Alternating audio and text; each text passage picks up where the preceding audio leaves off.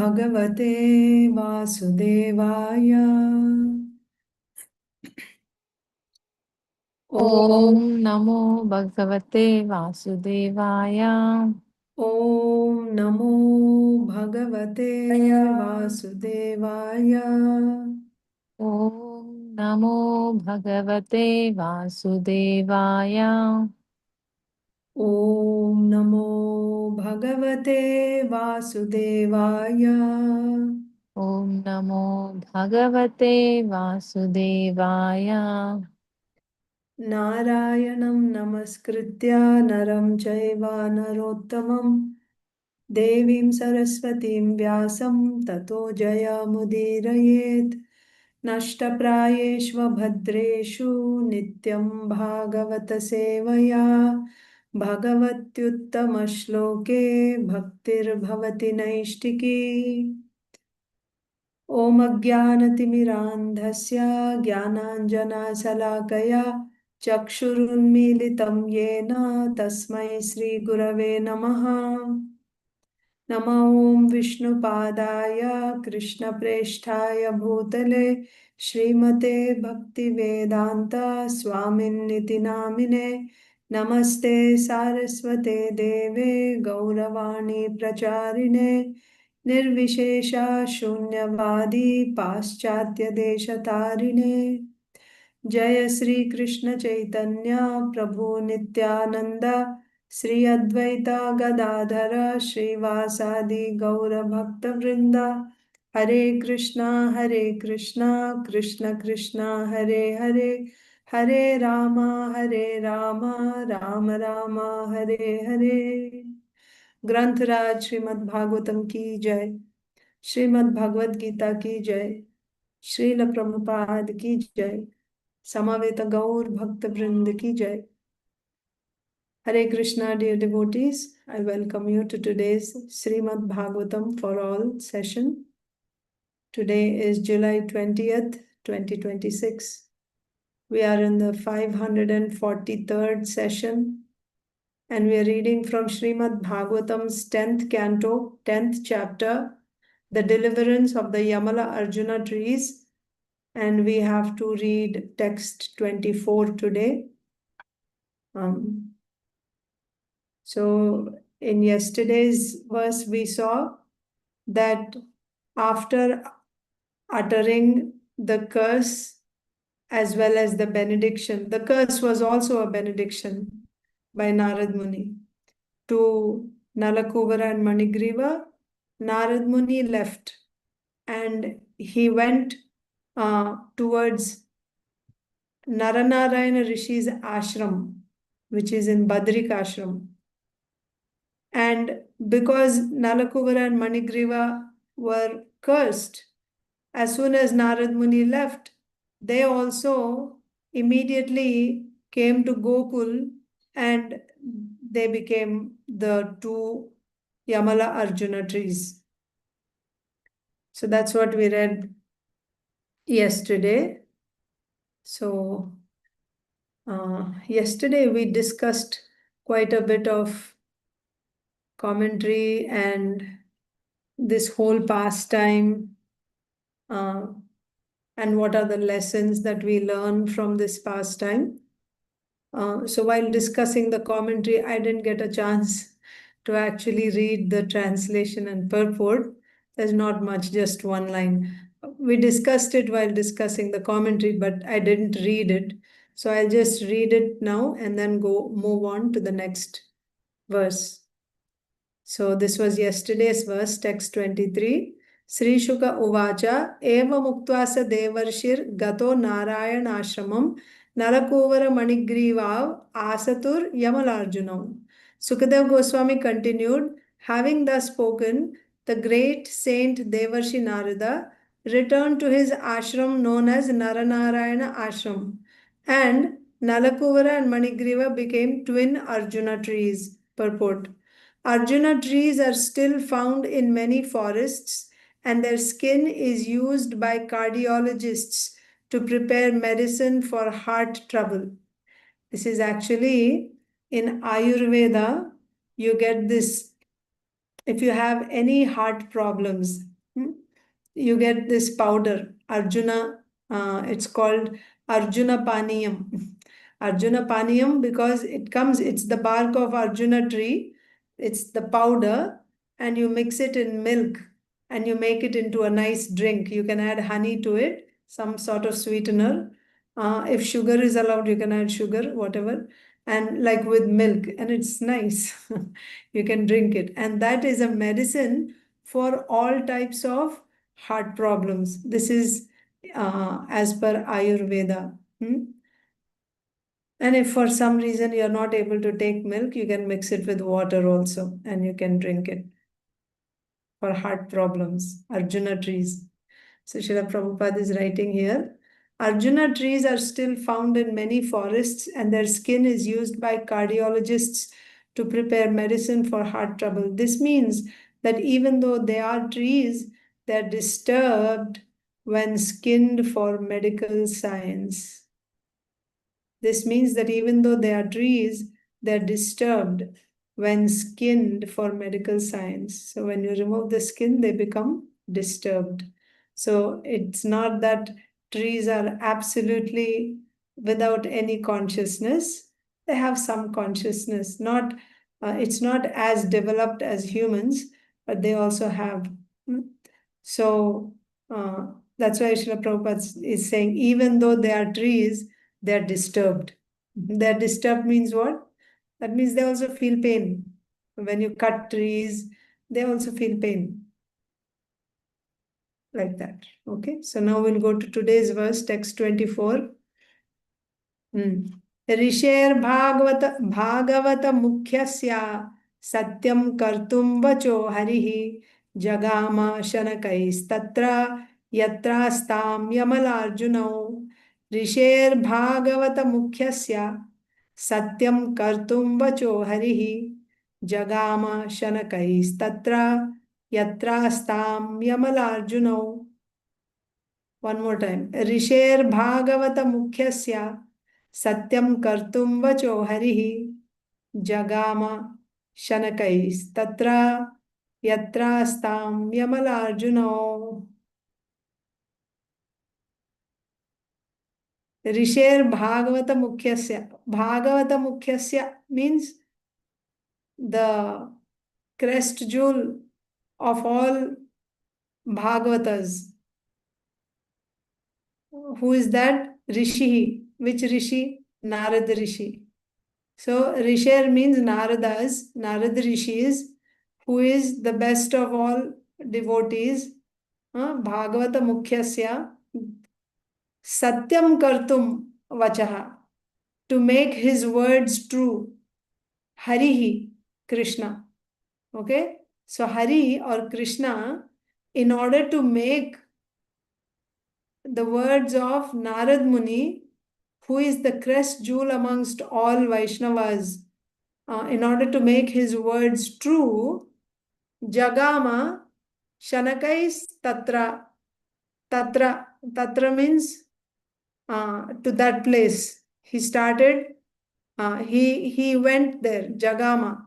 Jagāma means he went to that place. Śanakaihi, very slowly, because Krishna is actually crawling, and that too with this grinding motor tied to his waist.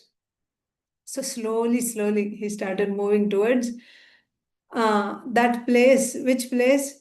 Where Yamala-arjuna trees were situated. Why he went there? So what were we reading? All in all, this is 24th verse. So in this chapter, so far, after the first verse was the question asked by Parikshit Maharaj.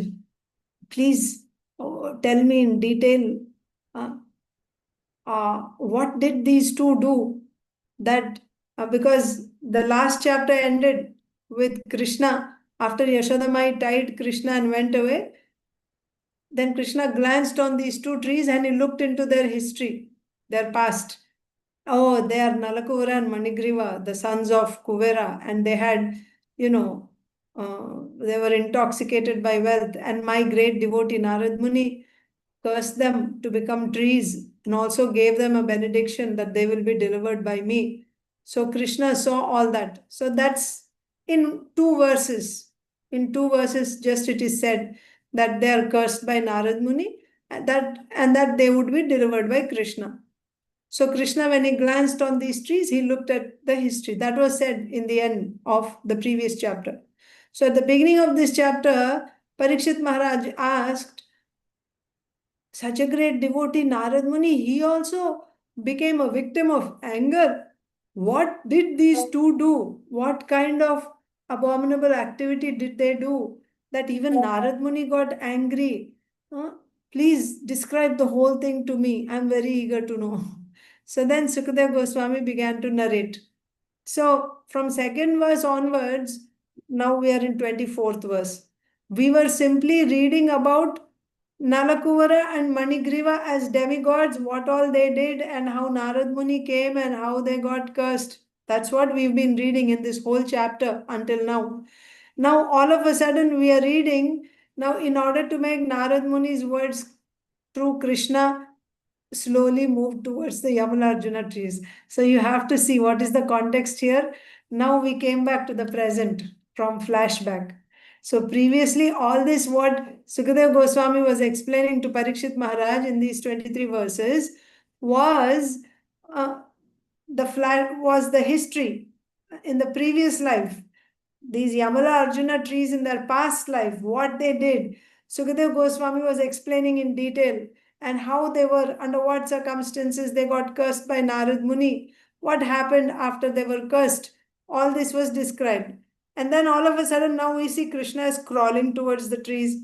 So Srila Vishwanath Chakravarti Thakur makes it clear that now we have come back to the present. Now we are not in the past.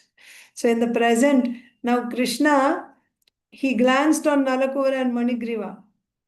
So he had glanced. So what is Krishna thinking when he looked at these two trees?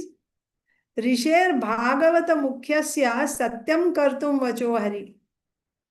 So Krishna decided, or in order to make his great devotee Narad Muni's words true, what did he do? Jagāma, śanakais, tatra. Slowly he went.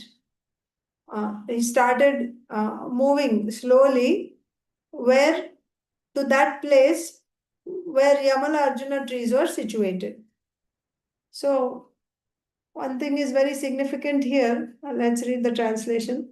The Supreme Personality of Godhead, Śrī Kṛṣṇa, to fulfill the truthfulness of the words of the greatest devotee Narada, slowly went to that spot where the twin Arjuna trees were standing. So one very important principle here is Krishna always makes his devotees' words true. Krishna gives more preference to the promise of his devotees than his own promise. Can you think of one example? We have several examples, but can you tell me one example where Krishna... yes, Bhargavi Mataji. Hare Krishna Mataji, in the battlefield, Bhishma Dev promised before I'll Mataji, like Krishna promised I take weapons in the I don't use weapons in the battlefield, na. But Yes. When the time of compromise, that time Bhishma told I'll definitely um, I will definitely come. Krishna. Bring Krishna, use some weapons over there. Yes. He promised, but because of devotees' promise, Krishna finally take his weapon in the battlefield now. Yes, very good. That is the example. Thank you, Mataji. Yes. So Krishna, before the battle, he had taken a vow that he will not pick up any weapon. When Duryodhan and Arjun, they went to ask Krishna for help in the battle, Krishna said, one person on one side I'll go, but I won't fight. I won't pick up any weapon throughout this battle. and the other side can take my Narayani Sena. So at that time, Krishna made a vow that he will not pick up any weapon. Arjun wanted Krishna. He chose Krishna without any weapons. Duryodhana, of course, was very happy to get the Narayani Sena. Now, during the battle, Bhishma Dev, so the soldiers on Kaurava's side were all getting killed. So Duryodhana became quite disturbed that it's been so many days that we've been fighting, but you haven't killed even one of the Pandavas. So that day Bhishma Dev said, okay, tomorrow I will kill Arjun. So either Krishna, so Bhishma Dev's promise was either Krishna will have to break his promise of not picking up a weapon in order to protect Arjun, or I'm going to kill Arjun tomorrow. So here, two things. One is Krishna made, in order to make his devotee Bhishma Dev's promise true. What was that? That he wanted Krishna to pick up a weapon and attack Bhishma Dev. So to make Bhishma Dev's words come true, Krishna went back on his own promise, although he didn't exactly do that because he picked up the wheel of a chariot. He didn't really take a weapon, but his intention was he was really charging towards Bhishma Dev, holding the wheel of the chariot. So that's one thing. And from the other angle, you can also say that in order to protect his devotee Arjun, Krishna went back on his own word. That's one thing. Yes. Also, in Bhagavad Gita, Krishna tells Arjun, Kaunteya pratijanihi name bhakta pranashyati. That means Krishna is telling Arjun, you go to the assembly of all these learned people and ऐलान करो, right? You announce loudly. How? With some instruments, जैसे डंका बजा के या किसी तरह से announce करते हैं ना, like that, loudly making some sound, like you just go there and you announce it. That means boldly. Go and you loudly, boldly announce. What should Arjun announce? Name bhakta pranashyati. My devotee will never fall. My devotee will never fall. Yeah. He will never be defeated. He will never fall. You may say, why Krishna didn't go and announce himself? Why he's asking Arjun to announce there? Again, the same principle. Because Krishna may go back on his own word, but if his devotee makes a promise, it has to be done. Krishna will ensure that his devotee's words become true. But if Krishna made that promise, he may or may not. I mean, he will, but it's not so strict. He could go back on his words, especially if, for the sake of a devotee, he doesn't mind going back on his word. But his devotee's words have to come true. And we see in this very pastime, Damodar Leela, between Yasodamayi and Krishna, both of them had this, this determination. What was Yasodamayi's determination? She was running after Krishna. You will have to recollect your memory now. It's been, I think, a few weeks since we discussed this pastime. But Yasodamayi was Krishna. What did Krishna do? First of all, he broke the pot and Yasodamayi's favorite pot, he broke it. Why? Because she went to take care of the boiling milk. She put him down. He was drinking her milk, her breast milk, but she put him down to take care of the milk just for a minute. And just in that couple of minutes when she went, to put the pot down and come back. He became so angry. He broke the pot and he went to the next room, and on top, whatever, in the butter, previous day's butter was hanging. He got it down, he ate from it angrily, and then he took it out into the veranda, and there he sat on an upside down grinding motor. He started feeding that butter to the monkeys. So Yashodamai decided that this little boy, he's so small, but he has so much anger. I have to teach him a lesson. Otherwise, it's not good. He cannot behave like this. I am his mother. I have to teach him a lesson.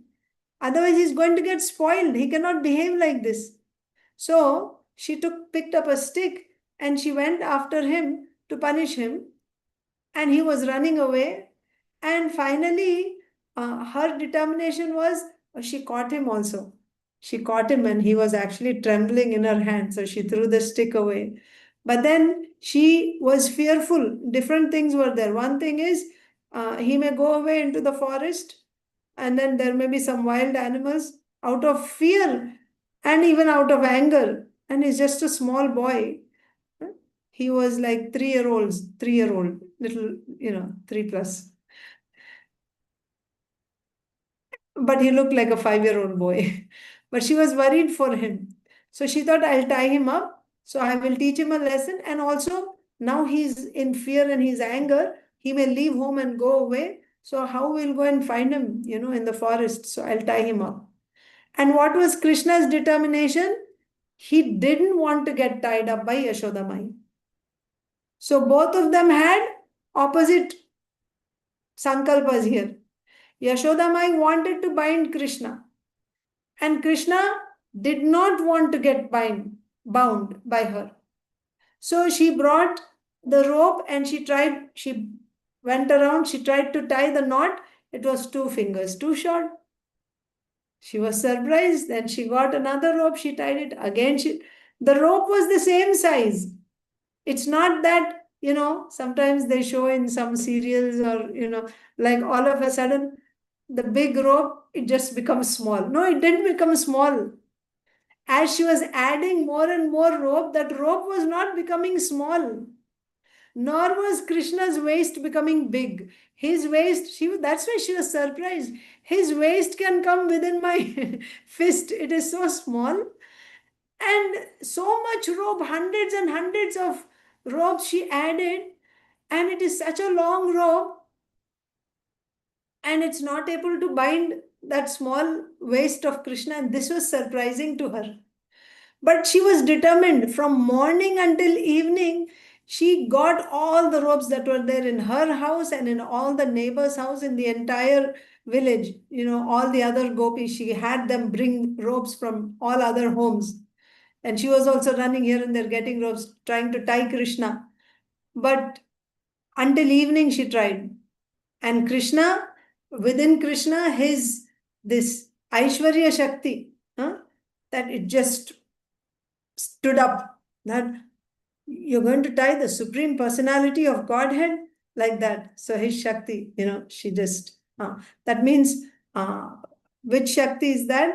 All-pervading Shakti. Krishna is all-pervading. Krishna, the body of Krishna, he's all-pervading. So who can tie that which is all-pervading? You can only tie anything which has some boundaries. If it has no boundaries, how you will tie? So that is why she was not able to tie. So we see Krishna's determination and Yashodamai's determination. But who won in the end? Did Krishna win or Yashodamai win? Yashodamai won. Again, this is the thing. Krishna voluntarily, he takes pleasure in getting defeated by his devotee. We are reading from Sri Chaitanya Charitamrita, and currently we are reading chapter 10 of Madhya Leela.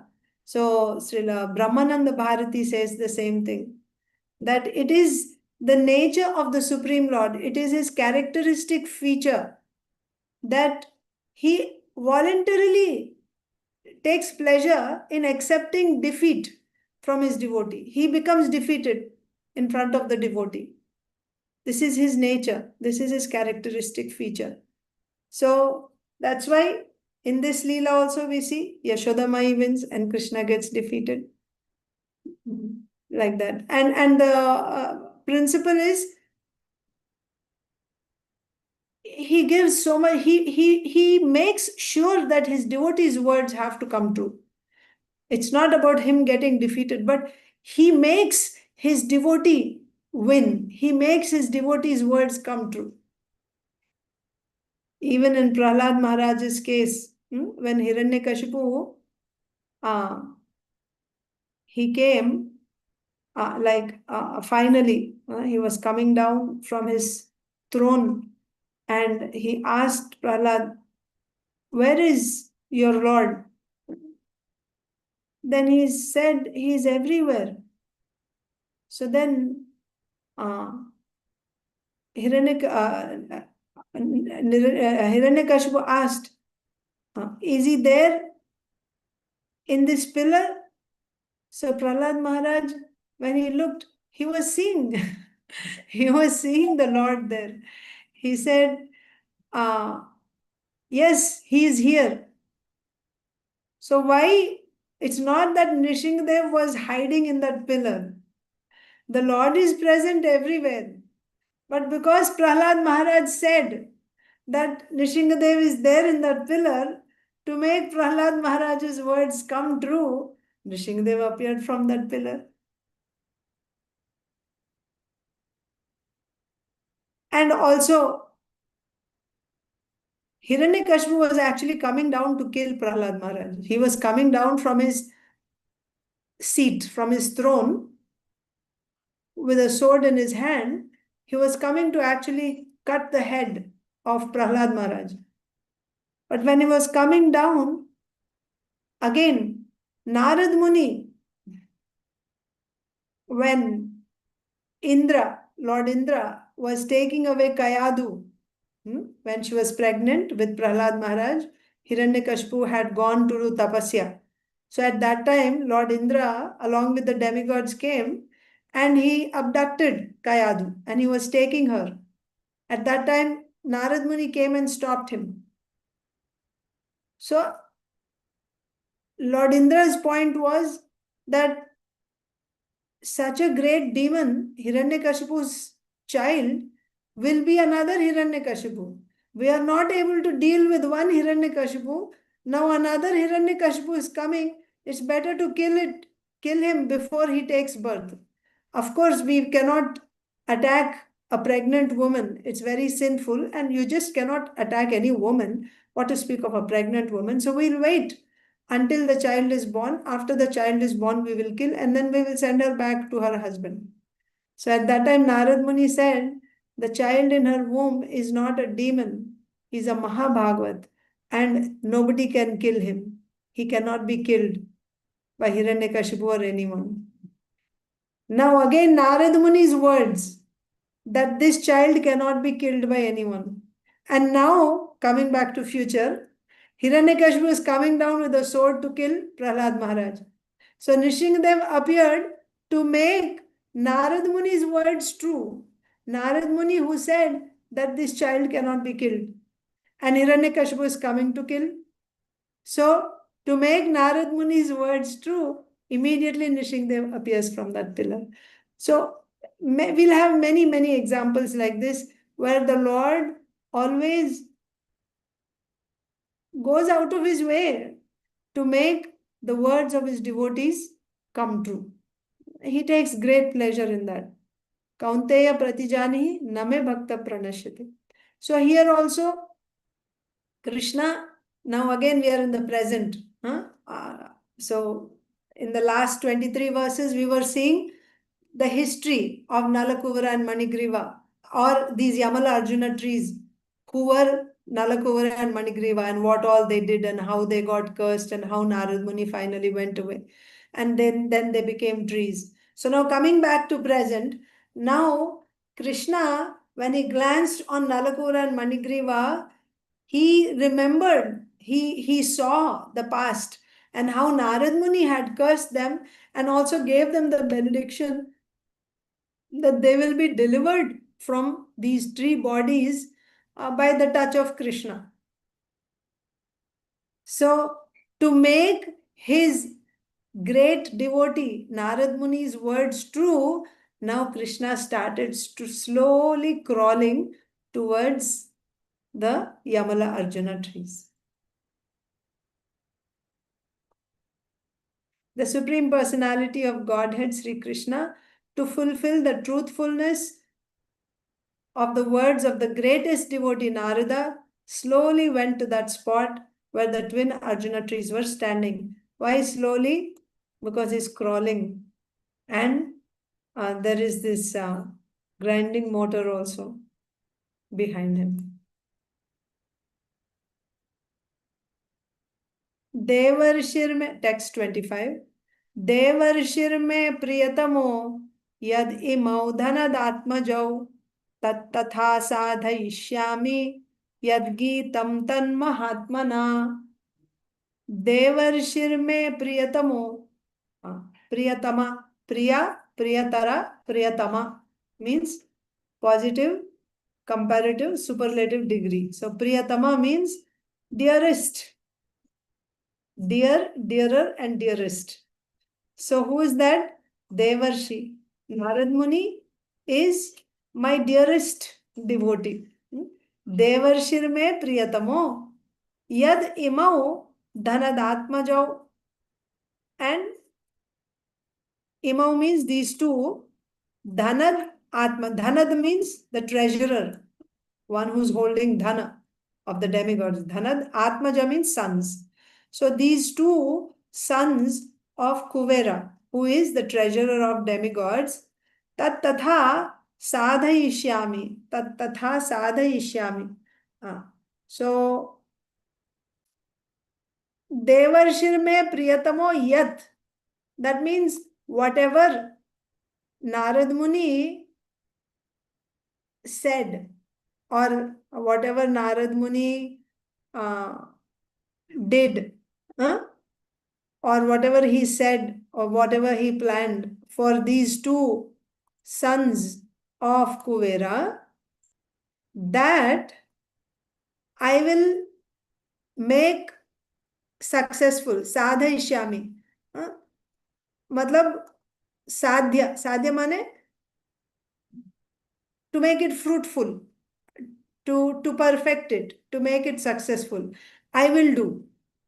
That means whatever Narad Muni said, I will make his words come true. I will do that. Whatever Narad Muni, who is my dearest devotee, said about these two sons of Kuvera, I will make those words come true. Tat tatha sadhayishyami yad gītam tan mahatmana. Yad gītam tan mahatmana means Mahatmana. Again, Mahatmana means Narad Muni. So whatever he has said, whatever was said by Narad Muni, that I will I shall execute. Okay, I will make it true. Sadhayishyami. So although these two young men are the sons of the very rich Kuvera, and I have nothing to do with them, Devarṣi Nārada is my very dear and affectionate devotee, and therefore because he wanted me to come face to face with them, I must do so for their deliverance. So it's explained completely. So Devarṣi is my dearest devotee. Whatever imau dhanadātmajau, for these two sons of Kuvera, whatever yad gītam, that means for these two sons of Kuvera, whatever he said, tat tatha sadhayishyami, I will make it true. Right? Whatever was said by that Mahatmana, that great devotee, I will make it come true. Although these two, so what is it? That means, what is the meaning of this? Although these two young men are the sons of the very, because it said dhanadātmajau. So what does Krishna have to do with demigods and, like the rich, the sons of a rich demigod, like that? Although these two young men are the sons of the very rich Kuvera, and I have nothing to do with them. You see, Krishna has nothing to do with rich people or poor people. He has nothing to do with demigods or human beings. Really, he has no interest. Krishna is only touched by bhakti. Nothing else. Nothing else. As Paramatma, he will give the results according to our karma. But he does not become, personal with, oh, this is my person. No. Until and unless one comes to bhakti, he is neutral. As Paramatma, he is neutrally just giving the results, like a judge in a court. Somebody is getting some inheritance and he doesn't become happy that, oh, this person is getting inheritance, this is very good. Or someone else is getting capital punishment, he doesn't become sad, oh, this person. Neutral. According to their karma, whatever they're supposed to get, they'll get. So therefore, Krishna has nothing to do, and same thing with his devotees also. We read when Narad Muni was saying that sadhus, they're neutral. They are samachittanam, they're equipoised. It's not that they have anything, they are impressed by our educational qualification or our material success, our wealth, our high birth. No, sadhus are not impressed by that. Then do they have special, favor for those who are poor, for those who are uneducated, for those who are backward classes, or all that? Do sadhus have any special interest in them? Materially, you may be advanced or poor or whatever you may be. That's not a qualification to get the attention of sadhu. Sadhu's mercy is completely independent. Wherever he wants to give, he can give mercy. You cannot say. And how about Krishna? Krishna also has nothing to do with material richness, poverty, or piety. Nothing. He has nothing to do with these things.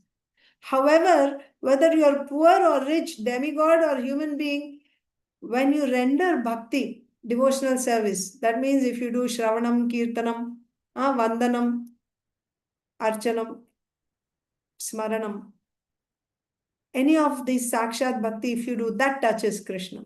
That touches Krishna. Then he reciprocates to that. He will own what touches Krishna is our bhakti. That's all. Materially, no. So that is why here it is said, what does Krishna have to do with these? They may be rich, the sons of a rich demigod, but what does Krishna have to do with that? Nothing. Although these two young men are the sons of the very rich Kuvera and I have nothing to do with them, Devarṣi Nārada is my very dear and affectionate devotee. What is Krishna's interest? Krishna's interest is in devotees, anyone who is doing devotional service. And in that also, anyone who's doing devotional service, devotees are also different categories, like we were discussing yesterday, no, day before yesterday, and the day before that.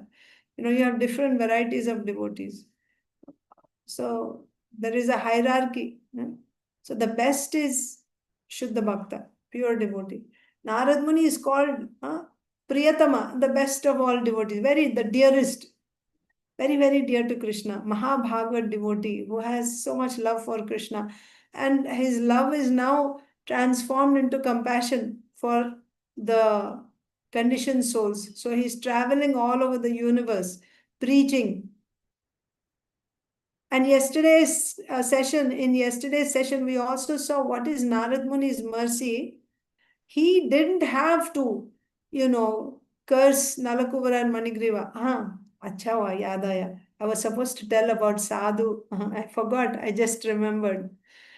But generally, a sadhu, he will not look at the faults of others. Even if there is, like, for example, we see Nalakuvara and Manigriva intoxicated, enjoying with women. A sadhu like Narad Muni will not even look at it. And even if he happened to see that, he will not, take it. Like you actually, this is what is happening.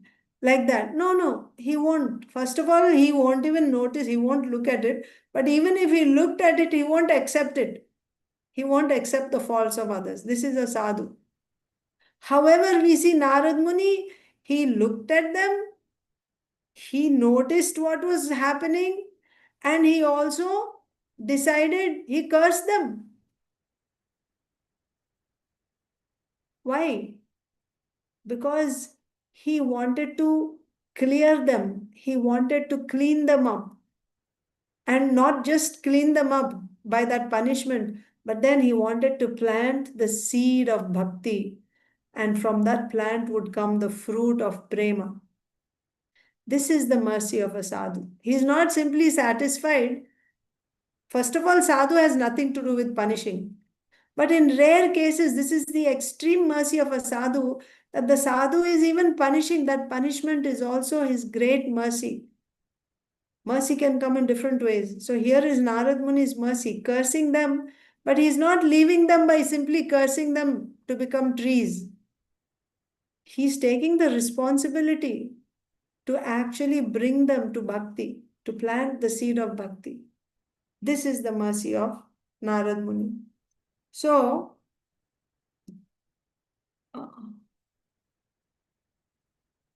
Devarṣi Nārada is my very dear and affectionate devotee. So such devotees, especially those who are preaching, and for the sake of that preaching, when they are taking so many risks, such devotees are the dearest to Krishna. Krishna says, nobody is dearer than that person, he is saying in Bhagavad Gita. So Narad Muni, we see, he preached to Dhruva Maharaj, he preached to Prahlad Maharaj, he preached to Prachina Parishad, he preached to the Prachetas. He is preaching everywhere. Throughout Bhagavatam, we see Narad Muni. How dear Narad Muni must be to Krishna. Krishna has nothing to do with just some demigods. But what is Krishna's interest? Krishna's interest is in his devotees. Samoham sarva bhuteshu name dveshosti na priyaha ye bhajanti tu mam bhaktya maite teshu chapyam. I am equal to everyone. Nobody is my friend, nobody is my enemy. But when one becomes my devotee, ye bhajanti tu mam bhaktya, bhakti se jo मेरा भजन करता है, maite teshu, मैं उसके हृदय में रहता हूँ, maite teshu chapyam. I am in his heart and he is in my heart. This is Krishna's relation. If the person is a devotee, then he has interest. So here, what is Krishna's interest? Nalakuvara and Manigriva? No, his interest is Narad Muni, the great devotee of Narad Muni, affectionate devotee. So whatever Narad Muni said, that has to happen. That's the point. And another point is, Kuvera is also a devotee of the Lord. And these two, Nalakuvara, Manigriva, are the sons of Kuvera. That's the other thing. Anyone who is related to his devotee, then Krishna's mercy will go to that person also. That means related means if that devotee feels for them. That means if a devotee is praying to Krishna, or if a devotee is feeling that this person should get Krishna's mercy, this person should become a devotee, because this devotee is desiring, then Krishna's mercy will flow towards those people also. So, although these two young men are the sons of the very rich Kuvera and I have nothing to do with them, Devarṣi Nārada is my very dear and affectionate devotee. And therefore, Because he wanted me to come face to face with them. Who wanted? Narad Muni said that after 100 years of demigods, you will get Vasudevasya Sannidhyam. That means you will get proximity or association of Krishna. So here now Krishna is saying, because Narad Muni wanted me to come face to face with them, I must do so for their deliverance. That's why Krishna is going towards those two trees, for the sake of Narad Muni, to make Narad Muni's words true. Purport. Nalakuvara and Manigriva actually had nothing to do with devotional service or seeing the Supreme Personality of Godhead face to face, for this is not an ordinary opportunity. Even to get a desire like that, I want to see Krishna face to face, that is also not possible until and unless you get the mercy of a devotee. They had no such inclination.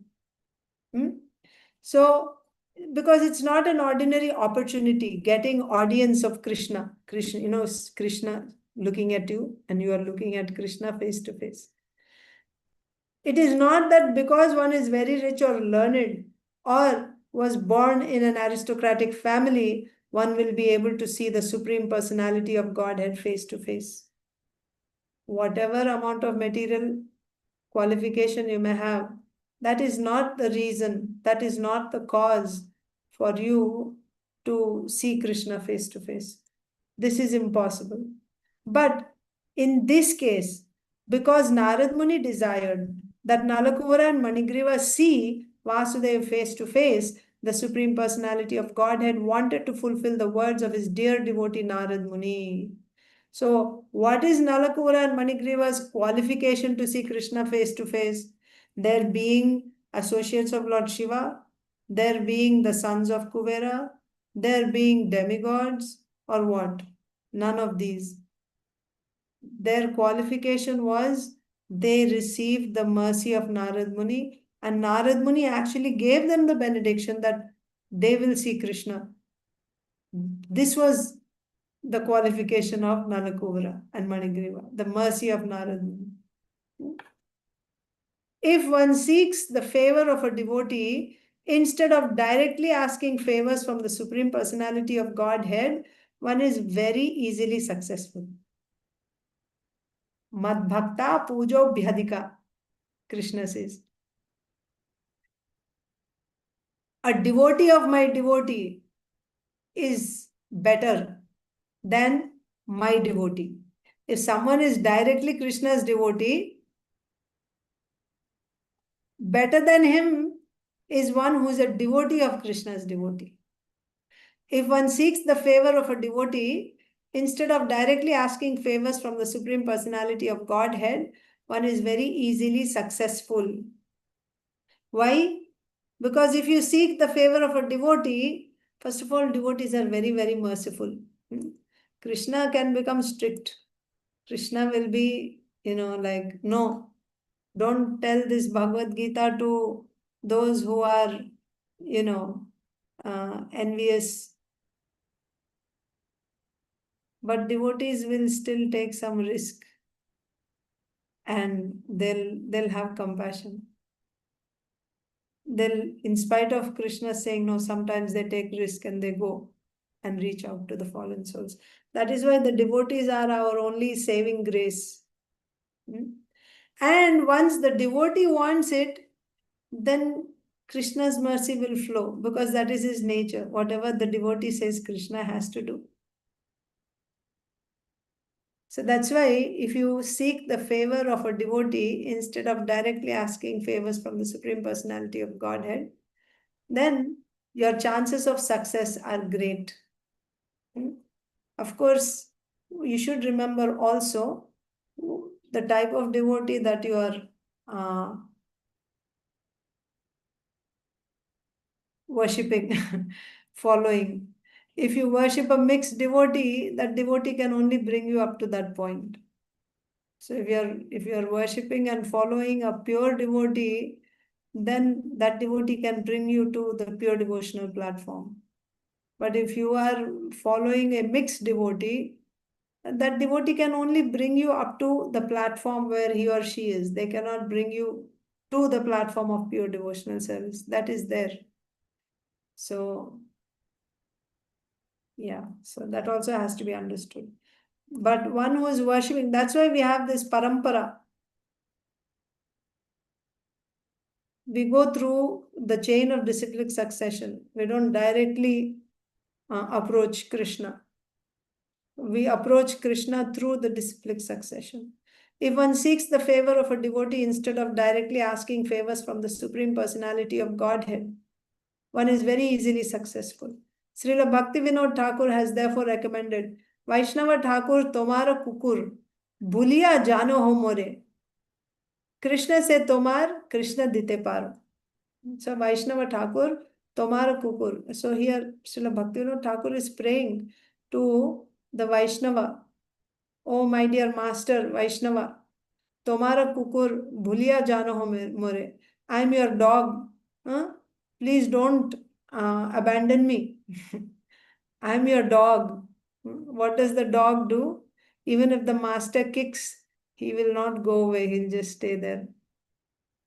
Krishna se tomar, Krishna dite paro. You have Krishna. You can give Krishna to anyone. And I'm your dog. Don't please send me away. Don't abandon me.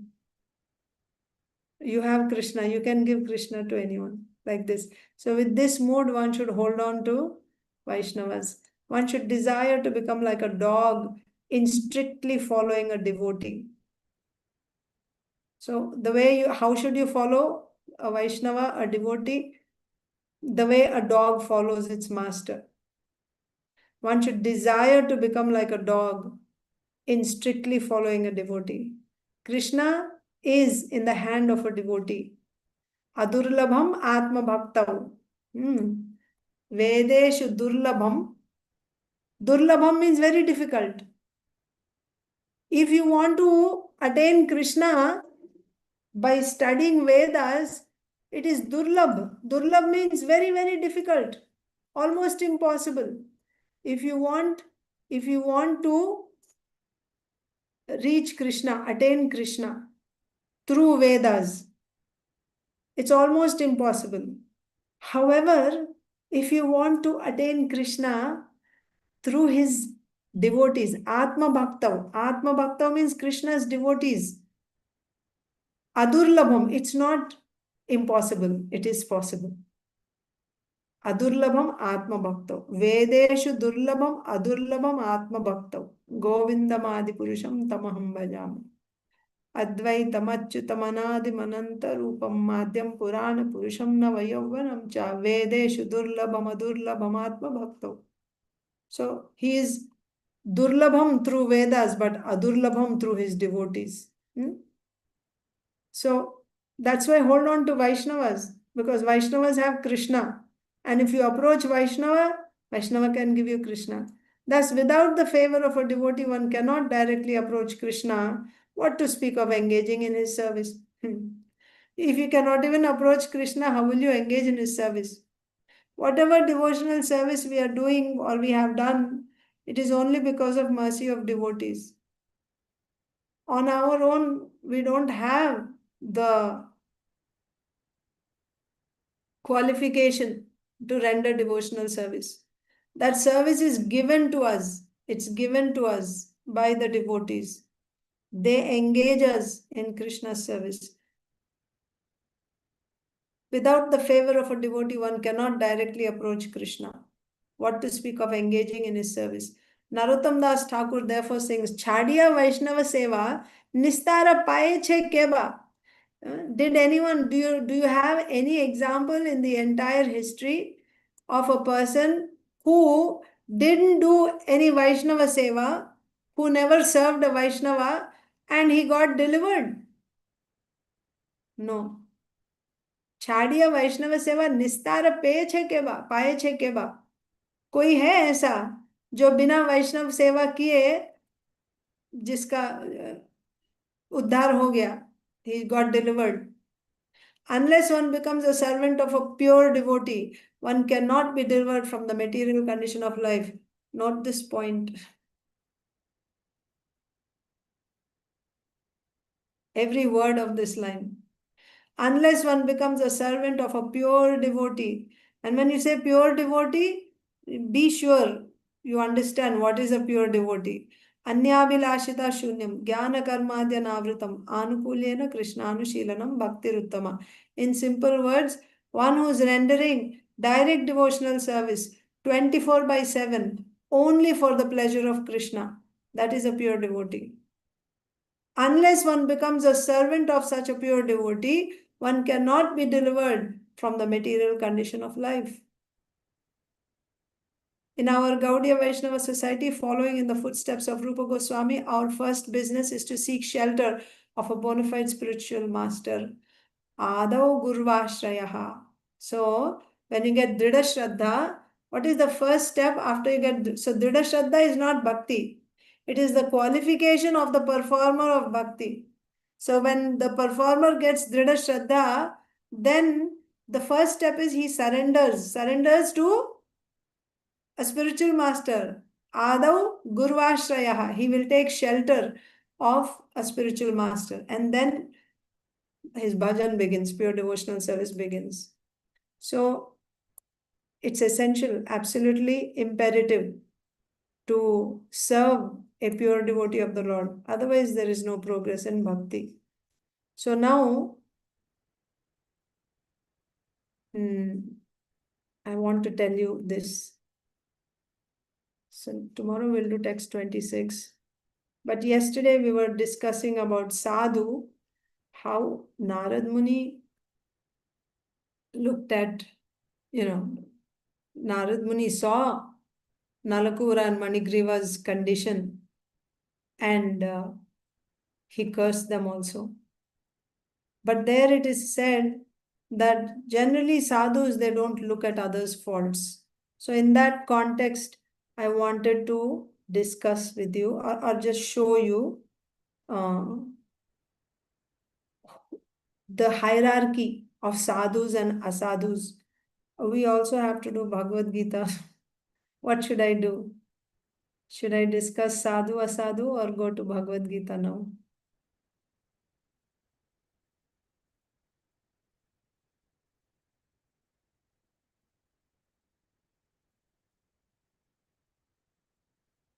Mataji, we don't spend very little time we spend on Bhagavad Gita because we're always concentrating on Srimad Bhagavatam.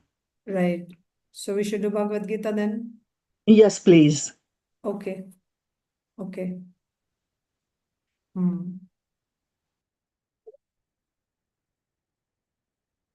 Okay. Let's do Bhagavad Gita. I'll hold this one for another time, but you can remind me, Priyanka Haripriya Mataji. Sadhu, asadhus, 4 types of sadhus and 4 types of asadhus, and I'll discuss that. Okay. Let's do Bhagavad Gita. If we have time after Bhagavad Gita, I doubt we'll have. If we have time, we can do that, but let's do Bhagavad Gita now. Because in the past few days, we didn't do Bhagavad Gita.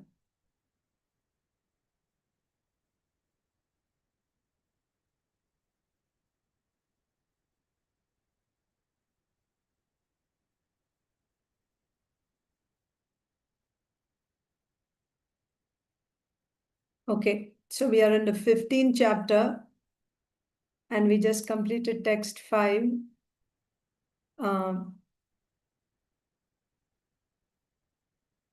What happened so far was Krishna started describing, because the previous chapter ended with how one can transcend the 3 modes of material nature. One can transcend the 3 modes of material nature when one does avyabhichari bhakti. That means bhakti which is not mixed by karma and jnana. That when one does bhakti, bhakti means devotional service done for the Supreme Personality of Godhead, Bhagavan. And that bhakti should be unmixed. It should be exclusive. That's when one can transcend the modes of material nature. So, after hearing that, Now, Krishna is explaining, so how this chapter started. 1 second.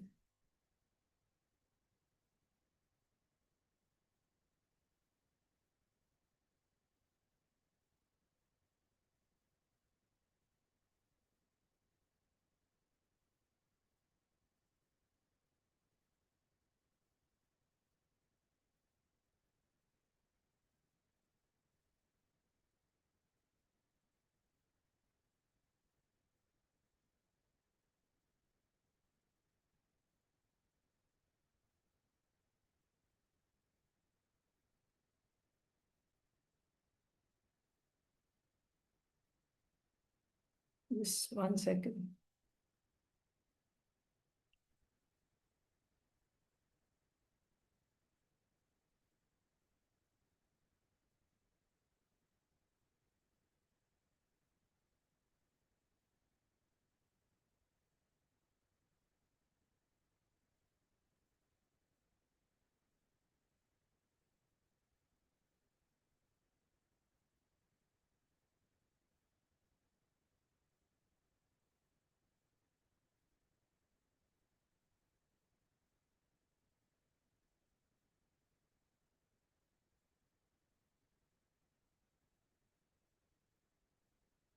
Okay.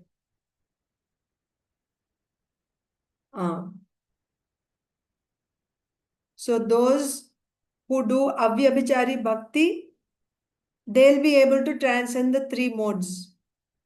Transcending the 3 modes, what will they achieve? So they can achieve either Brahman, Paramatma or Bhagavan. Here we are talking about Jnana Yoga. So in Jnana Yoga, when one transcends the 3 modes, one will achieve Brahma Prapti. That means they will realize the absolute truth as Brahman. Okay. How one gets this Brahma Prapti, that the Lord is explaining now. Okay, so this is the connection with the previous chapter. So in the 14th chapter, at the end, because Arjun had asked 3 questions, what are the symptoms of one who has transcended? What is his behavior? And how can one transcend? So finally, in answer to how one can transcend, Krishna said by doing unalloyed, that means, unmixed, exclusive devotional service to Krishna, one can get Brahma Prapti. So then Arjuna can ask, if they worship you, how they are getting Brahma Prapti? They should get Bhagavat Prapti because you are Bhagavan. So in answer to that, Krishna said, Brahmano hi pratishtaham. That Brahman is also supported by me. It's not different from me. It is supported by me only. Therefore, by worshipping me, one can realize Brahman. So now how Krishna started this 15th chapter describing this tree. By doing avyabhichari bhakti, one gets Brahma Prapti. One realizes Brahman. Then how this Brahma Prapti is achieved? What exactly happens? How one proceeds on this Jnana Marga to ultimately achieve that Brahma Prapti? That is being explained. Okay? So, if you look at the transcendental diagram, you will see first they'll do Nishkama Karma Yoga, then by that they'll get Antakarna Shuddhi. That means they will realize I'm not this body, I'm spirit soul. After that, they give up all their karma. Then they will take sannyas, take shelter of a Tattvadarshi Guru, start hearing Upanishads from Guru. While hearing, they also perform Jnana sadhanas. Amanitvam, Adambitvam, Ahimsa, Kshantir, Arjavam, Acharyopasanam. Like this, there are 20 Jnana sadhanas. So these Jnana sadhanas will increase the mode of goodness. more and more. With the mode of this goodness, they are able to understand, realize whatever they are hearing from Upanishads, realizing that Brahman. And finally, after they realize Brahman, now the next step is to realize that I am non-different from that Brahman. So there's a procedure they follow. And finally, when they come to the final stage, when one has to merge into Brahman, so when they're doing Nishkama Karma Yoga, they're getting rid of the modes of passion and ignorance. After Nishkama Karma Yoga, now they're in the mode of goodness. By doing Jnana sadhanas, they're increasing that goodness to help understand Brahman, to help realize Brahman. So now they have a lot of goodness by doing Jnana sadhanas. After they realize Brahman, now they have no need of that goodness also. They stop their Jnana sadhanas, no more practicing Jnana. They had given up karma after Nishkama Karma Yoga. Now they give up Jnana also. What will remain? There is karma, Jnana and bhakti. When they are doing karma, there is bhakti mixed. Without bhakti, only karma won't give result. When they're doing Jnana also, there is bhakti mixed in it. So when they give up karma and Jnana, what will remain? Only bhakti will remain. With the help of that little bhakti, they'll go and merge into Brahman. So this is the whole path of the Jnanis. Why we are reading about the Jnanis? Because the last 6 chapters of Bhagavad Gita is talking about Jnana Yoga. So now we are in the 15th chapter. So in the 15th chapter, Krishna starts off with describing this tree, which is upside down tree. So what is Krishna explaining here? This is our material existence. It is compared to a tree, our material existence. You cannot trace back, when my material existence started. The anadi means it has no beginning. You cannot trace out where is the beginning of your material existence. Because can you trace out when was the first creation from Karanodakshaya Vishnu? The Lord's pastimes are eternally happening. So Karanodakshaya Vishnu's glancing on Prakriti, and then all these universe coming into existence, and again going back into his body, this has been happening eternally like a cycle.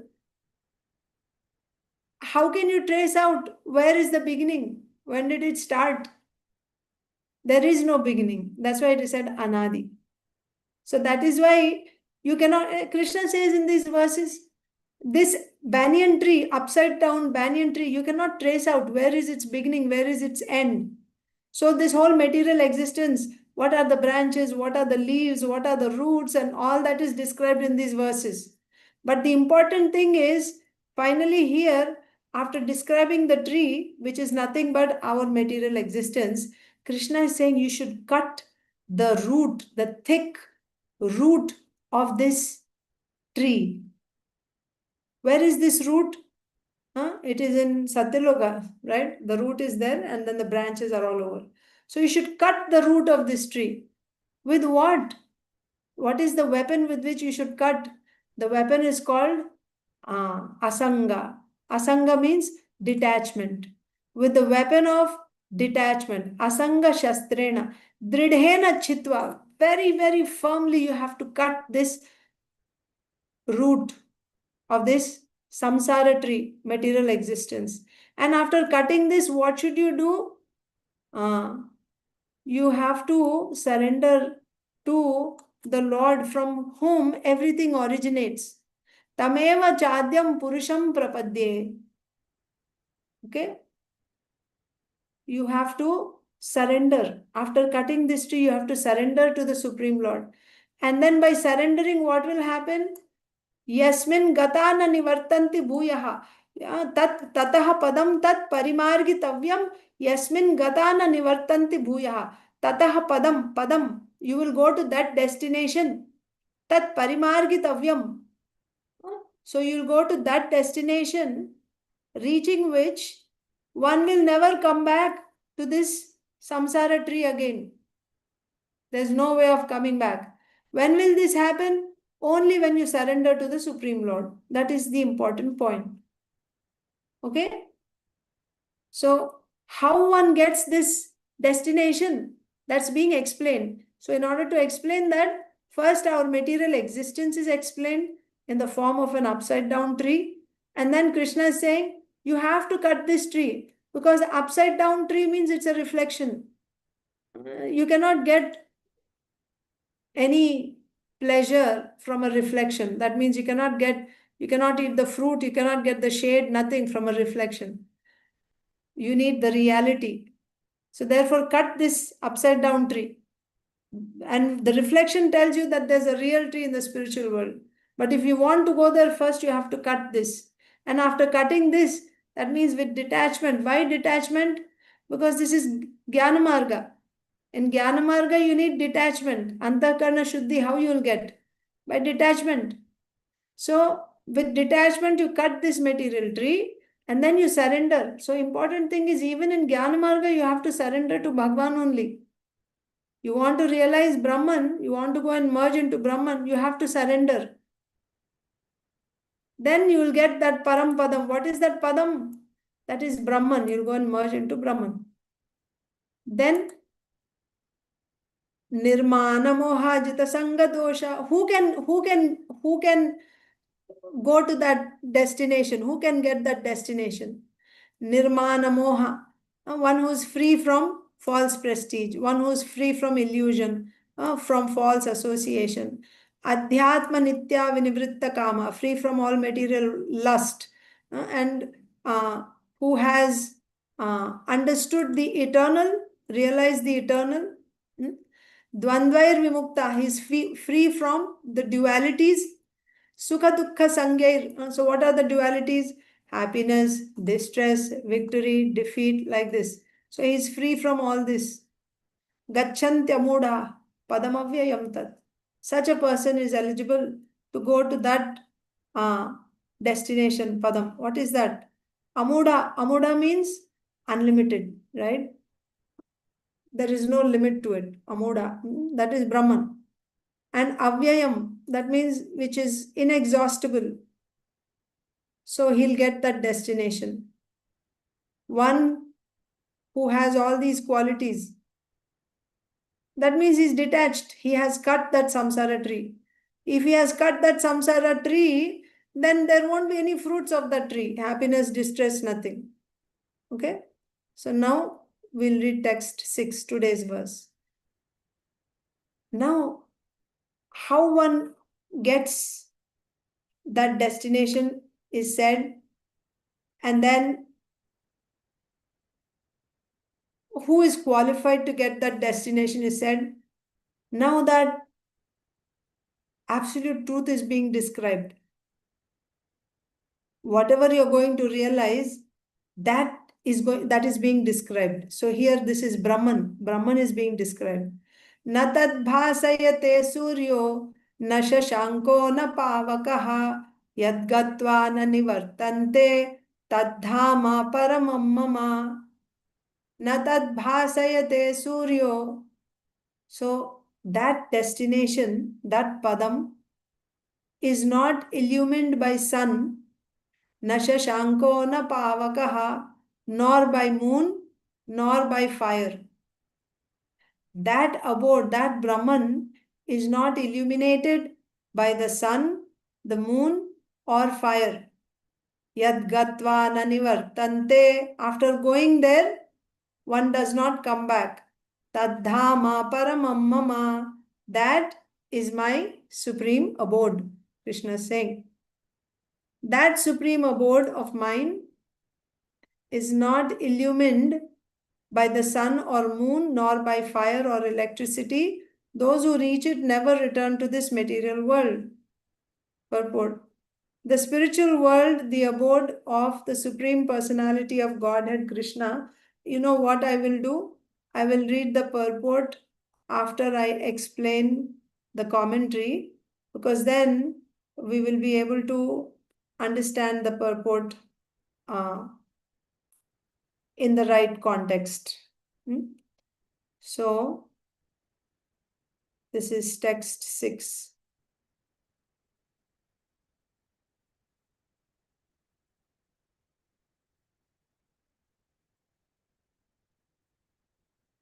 न तद् भासयते सूर्यो न शशांको न पावका यद्गत्वा न निवर्तन्ते तद्धाम परमं मम. What is being said? That abode of mind. So what is that? What is the state of a person who has realized Brahman? What is that Brahman like is being described here in this verse. So when you say Brahman, Brahman is absolute truth. So we know the absolute truth is realized as Brahman, Paramatma or Bhagavan. So Brahman, Paramatma and Bhagavan are not three different truths. They are not three different tattvas. All three are the same object, same tattvam.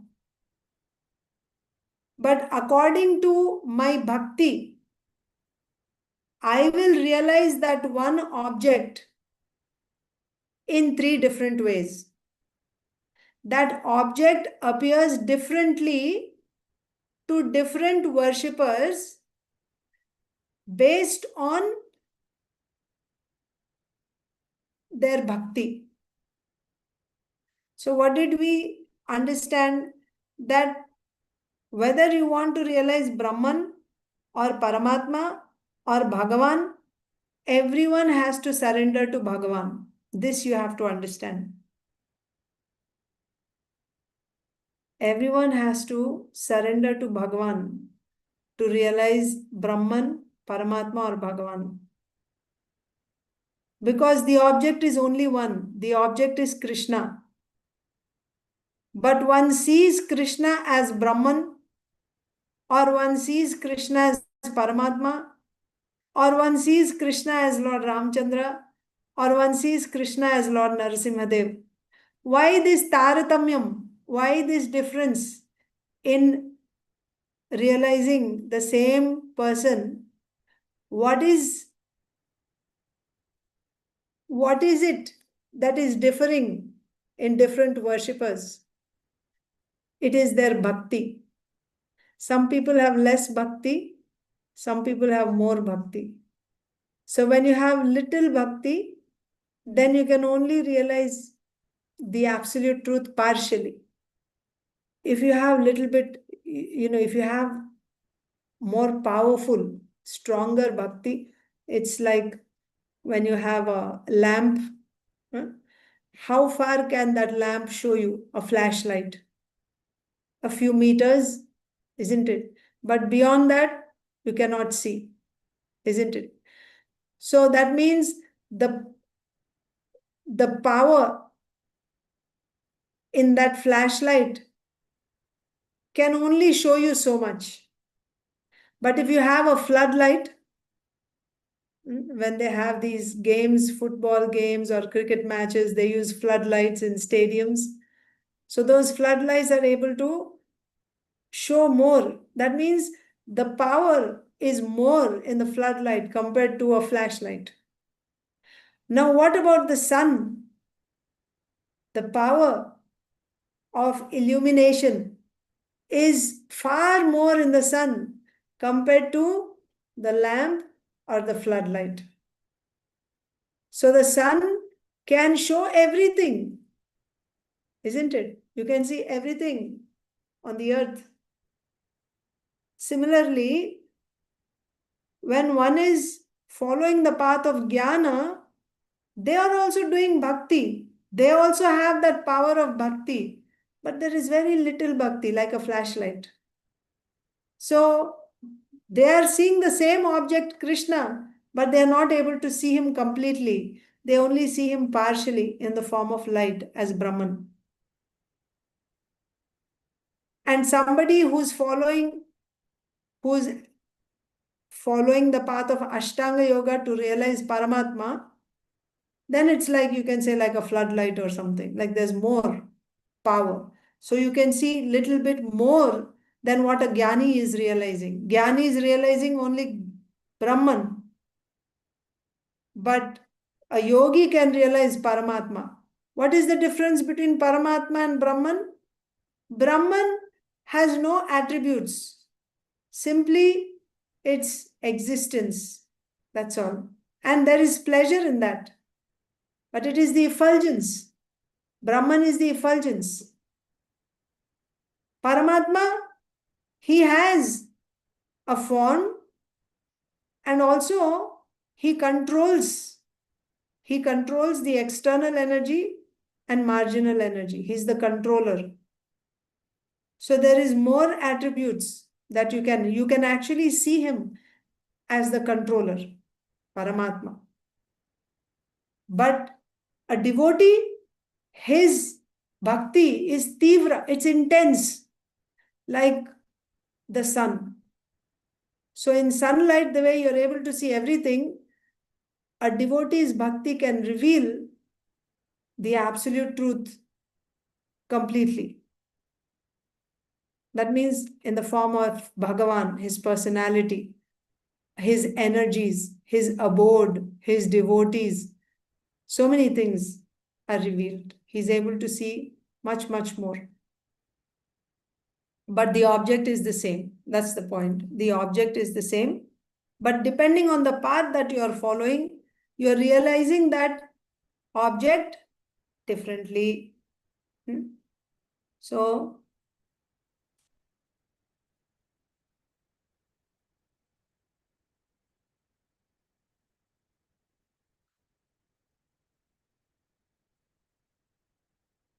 one more point is, you're familiar with the transcendental diagram. On the left side of the diagram, there is Jnana Marga. On the right side, there is Bhakti Marga.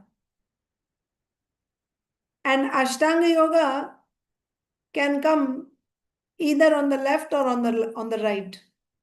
It can come on both sides. If your goal is Brahman, if you are using Ashtanga Yoga to realize Brahman, then it comes on the left side, Jnana Marga. If you are using Ashtanga Yoga to realize either Paramatma or Bhagavan, then it comes on the right side in Bhakti Yoga. Just like Dhruva Maharaj. He followed Ashtanga Yoga and he realized Bhagavan. Kshirodakashaya Vishnu appeared. Vrishni appeared to Dhruva Maharaj. So he used Ashtanga Yoga, but he realized Vrishni. Then it comes on Bhakti. So the point is, whether you follow Jnana or Bhakti or Ashtanga Yoga, you have to surrender to the Supreme Lord. I told you. But when does one surrender to the Supreme Lord in Jnana? The final stage. So first he does karma, then he gives up karma and he does Jnana. Then finally he has to give up Jnana also, and he has to do exclusive bhakti. Doing exclusive bhakti means surrender. Doing exclusive bhakti means that is surrender. So he has to surrender to Bhagavan. By that exclusive bhakti, he will realize Brahman, he'll go and merge into Brahman. This is for Jnanis. How about Paramatma? Those who are seeking Paramatma, they follow Ashtanga Yoga, Yama, Niyama, Asana, Pranayama, Pratyahara, Dharana, Dhyana, Samadhi. Ashtanga Yoga is about controlling the mind. So initially you control your senses by following rules and regulations, Yama and Niyama, do's and do nots, controlling, breath restraint, sitting postures. You control your senses and then you control your mind. And then with that mind, what do? You have to meditate on the form of the Lord. This is nothing but smaranam in bhakti. So by the time you come to dharana and then dhyana and you come to samadhi, what does it mean? Samadhi means that's also one anga of bhakti only, smaranam anga of bhakti. At that point, you're doing exclusive bhakti. Until and unless, that means it starts in dharana itself. That at that time you're not doing, you see, Dhruva Maharaj's practices also. First month he was eating some fruits. Second month he was eating dried leaves. Third month he was drinking water. Fourth month he was only breathing air. And after that, perfection, samadhi. He was following the Ashtanga Yoga along with chanting the mantra given by Narad Muni, Om Namo Bhagavate Vasudevaya. So, in Ashtanga Yoga also you have to surrender to Bhagavan. How? When you start dharana, then you are doing exclusive bhakti there, meditation on the form of the Lord. Doing exclusive bhakti means surrender. So you see, in Jnana Marga, when did the practitioner surrender? Finally, in the final step, he surrendered. In Ashtanga Yoga process is what? Yama, Niyama, Pranayama, Asana, Yama, Niyama, Asana, Pranayama, Pratyahara. 5 steps. Then Dharana, Dhyana, Samadhi. In Dharana, now you're doing Smaranam, exclusive. Dharana, Dhyana, Samadhi. So, where did you start surrendering? In Dharana. So, in Ashtanga Yoga, where does one surrender? At what stage does one surrender? In the middle. In Jnana Yoga, when does one surrender? In the final stage. Just before merging, he has to do exclusive bhakti. In Ashtanga Yoga, in the middle. And in bhakti, when do you surrender? Tell me. When do you surrender to Krishna in Bhakti Marga? From the beginning. At the very beginning, you have to surrender. Unless you surrender, you cannot start Shuddha Bhakti. Isn't it? The symptom of Dhrida Shraddha is surrender. So this is the difference. Surrender is essential. Just at what stage you surrender varies in different paths. In Jnana Marga, you surrender finally. In Ashtanga Yoga, you surrender in the middle. In Bhakti Yoga, you have to surrender at the very beginning. That's the point. Okay? And I'm just saying for any highlights in the commentary, and then we'll just read Srila Prabhupada's purport. But then you may say, okay, so these Jnanis are also surrendering to Krishna, devotees are also surrendering to Krishna, yogis are, is it the same? Is everyone surrender the same? It's not the same. Because even after surrendering, in the case of Jnanis, there is no real bhakti. You understand? Because why are they doing that bhakti? They're not doing it to please Bhagavan. They have a motivation behind that surrender. That means, surrender means what are they doing? They're doing exclusive devotion, isn't it?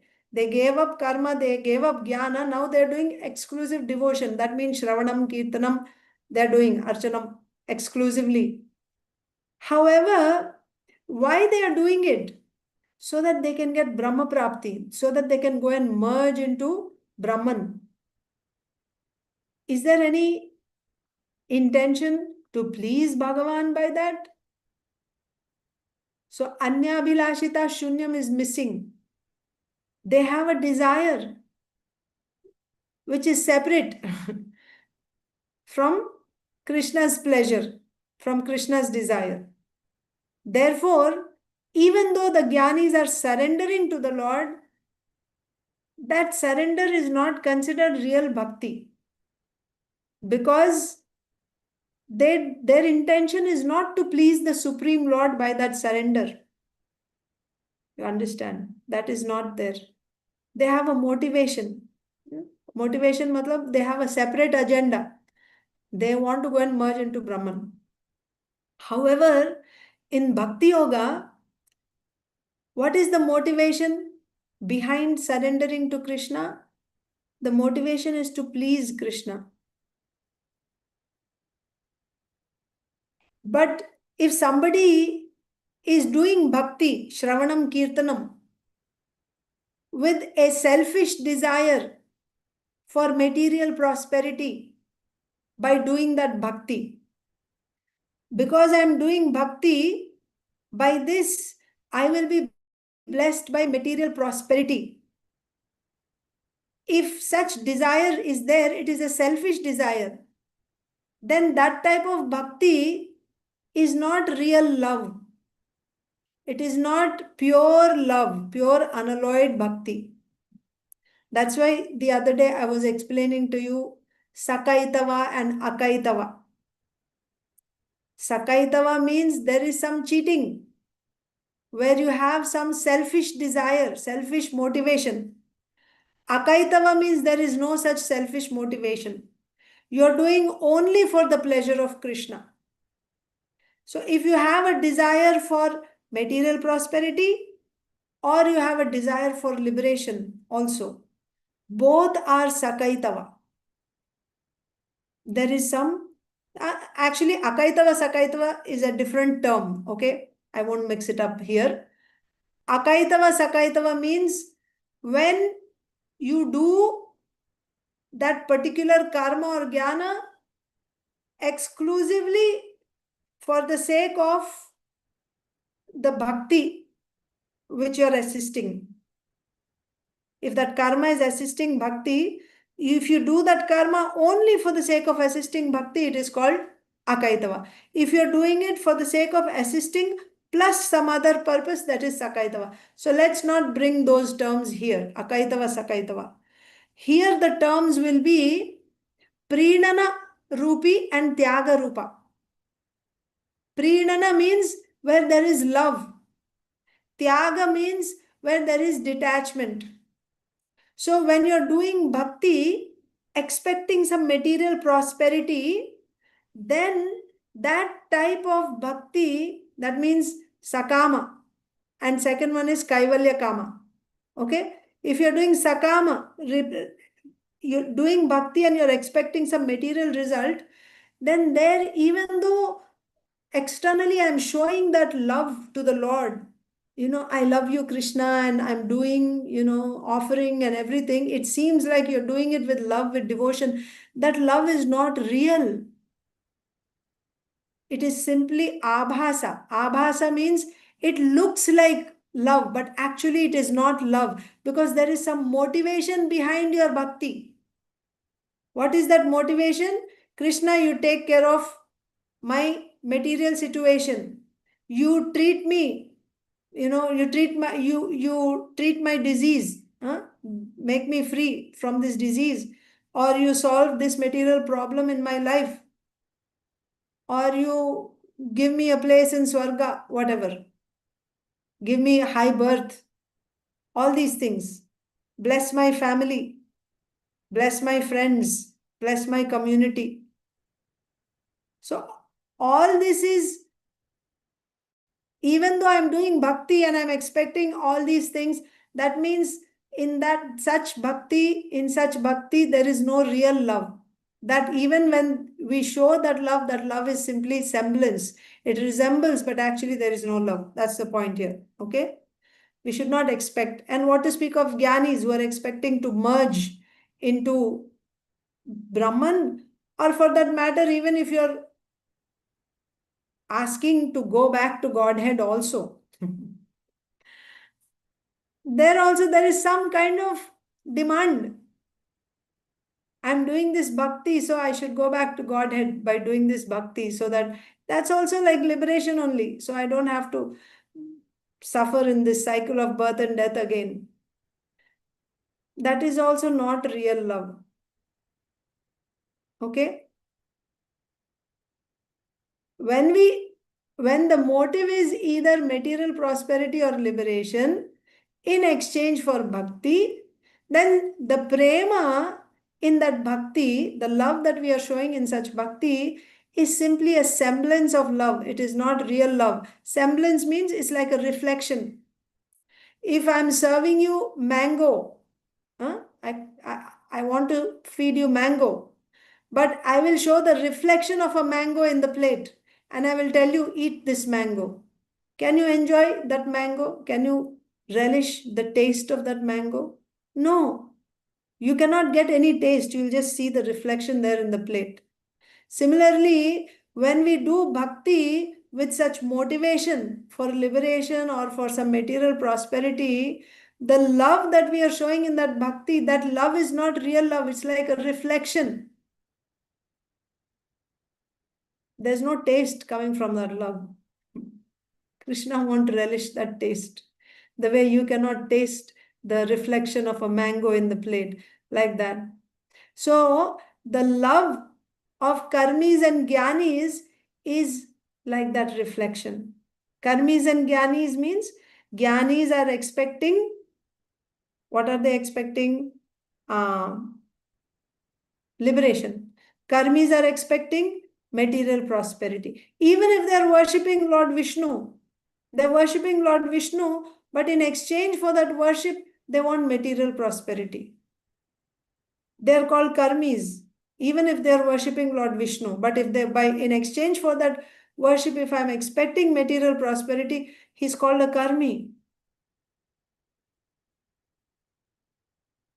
Now, the Varnashrama followers are different. They ask Lord Vishnu for material, not material prosperity, but if when they are in difficulty, they will approach the Lord. When they are in need of money, they are suffering, they will approach the Lord. And after the problem is solved, they will continue to worship the Lord. It's not that they'll leave the Lord and go away after they get what they want. They will be worshipping the Lord. And what are they expecting? After this life, they want eternal life of opulence. So they'll get salokya mukti, sarupya mukti. There also there is no love. Because they are expecting, yes, they are not expecting material prosperity, but they are expecting spiritual prosperity. No love there also. Okay?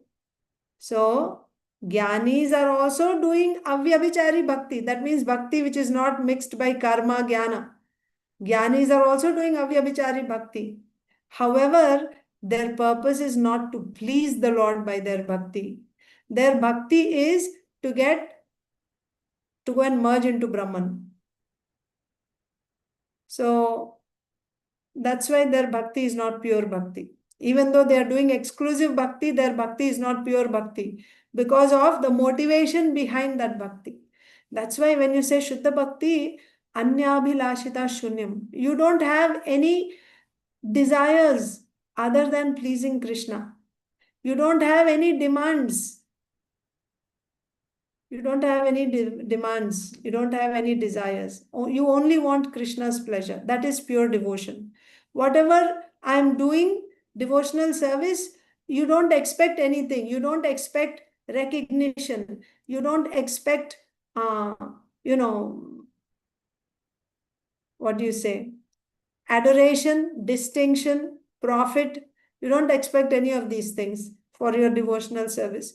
Whatever devotional service you do, you simply expect the Lord's pleasure, and that is one of the limbs of Shuddha Bhakti. So devotees do bhakti like this. And not only this, that bhakti that they do is very, very intense, like the sun, not like the flashlight or floodlight. There's a lot of bhakti there. It's intense, prema. Okay. So bhakti keeps increasing as one progresses towards prema. That's why the quantity of bhakti is also increasing. Increasing means it becomes more and more intense. So when one comes to the stage of prema, that prema is so intense, so powerful, it's like the sun. Whereas the bhakti which is done by jnanis is like a glowworm. Compare the light coming from a glowworm and the light coming from the sun. So you see, you saw 2 points here. You're differentiating between the bhakti done by jnanis and bhakti done by pure devotees. Jnanis bhakti is exclusive. Yes, they do only bhakti finally. In the final stage, they surrender and they do only bhakti. However, they have a motivation behind that bhakti. They want liberation. Whereas in devotees' case, they are also doing exclusive bhakti, but they don't have any motivation. Anyabhilashita shunyam. They do that bhakti only for the sake of Krishna, for the pleasure of Krishna. And the second point is the amount of bhakti that the jnanis are doing. So their bhakti, because there is motivation, there is no love, there is no real love. Even if they're showing love, actually that love is like a reflection. It's not real, even though they're doing bhakti. Whereas here, because there is no other desire, it is real love. Plus, the bhakti itself is very intense in bhakti yoga when they come to prema. However, the bhakti done by jnanis is very little, swalpam. So the intensity is like the light coming from a glowworm and the light coming from the sun.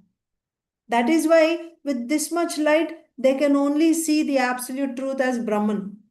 However, a pure devotee, premi bhakta, with such intense bhakti, he is able to see Krishna as Krishna. These are the two differences. Okay. And the similarity is both are surrendering and both are doing exclusive bhakti. The other difference is in Jnana Marga, surrender is happening in the final stage, whereas in Bhakti Marga, surrender is happening at the very beginning. So once again, Krishna, there's only one absolute truth, Śrī Kṛṣṇa. But he appears as Brahman to the Jnanis. Why? Because their bhakti is very little, like the light of the glowworms. But to the premi bhaktas, whose love is very intense, like the sun, Krishna appears as Krishna, Śrī Kṛṣṇa, the Supreme Personality of Godhead. The same absolute truth is appearing differently to different worshippers. So now we are hearing about that absolute truth, who is Krishna, but he appears as Brahman to the Jnanis, he appears as Paramatma to the yogis. That same absolute truth, about that absolute truth, the 6th verse is saying, Natad bhasayate suryo na shashanko na pavaka. That absolute truth cannot be illuminated by the sun, nor by moon, nor by fire. After attaining that, one never returns to this material world. So what does it mean that absolute truth is not illumined by the sun or moon or fire? Because, you see, now, if there is no light at all, if I want to see my pen, what do I need? I will need the light of, the tube light or a lamp, right? That will show. So with that light, I'm able to see this pen. Can this pen show itself without the help of any light? It cannot. So this pen needs light from the tube light. Then this pen can show itself in that light. Now, what about the tube light? Can the tube light show itself when I turn on the light? Yes, right? Or does the tube light, after I turn on the tube light, does it need another lamp to show the tube light? No. The tube light, the light or this lamp or tube light, it can show itself by its light. It doesn't need another light to show it. So this is paraprakashita. Para means other light is illuminating this pen. Paraprakashita. This pen is paraprakashita. What about the tube light? It is swayam prakashitam. It is showing itself. It doesn't need another light to show it. Paraprakashita and swayam prakashitam. The tube light is showing itself. It doesn't need another light. But this object pen needs another source of light to show it. Our body is also paraprakashitam. My body will be shown when there is another source of light. Now, take the Lord. Is the Lord paraprakashita or swayam prakashitam? Does the Lord need any light to show him? Like the light of the sun or moon or fire or electricity, like this tube light. Do you need this light to see the Lord? No. He is swayam prakashitam. He does not need any other, just like I need this light to show myself. But Krishna does not need any light to show himself. And not only is he swayam prakashitam, he is swayam and also para prakashita. That means he shows himself and he shows others also.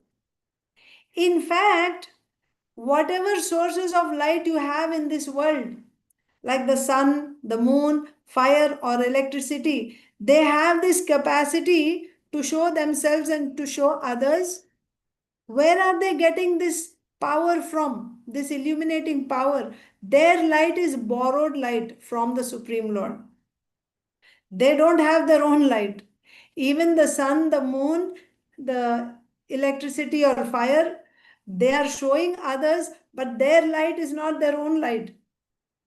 That light is coming from the Supreme Lord. So not only is the Supreme Lord showing himself, he's showing everything else.